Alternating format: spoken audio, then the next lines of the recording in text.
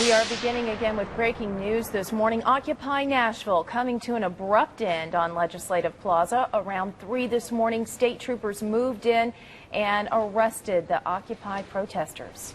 We do have team coverage. Fox 17's Justin McFarland live and Legislative Plaza, the scene of Occupy Nashville. Fox 17's Cindy Carter live at the Criminal Justice Center downtown, where protesters are being booked. Cindy.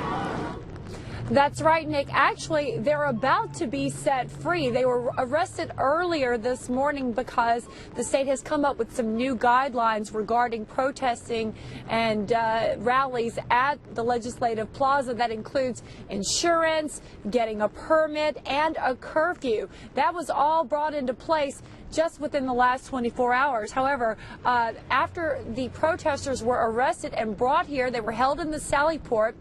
The judge in the case this morning, Commissioner Thomas Edward Nelson, just heard the case presented by the THP, and it did not take very long. He denied the warrants against the protesters and says all the Occupy Nashville protesters should be released. The judge found insufficient probable cause that a crime was committed.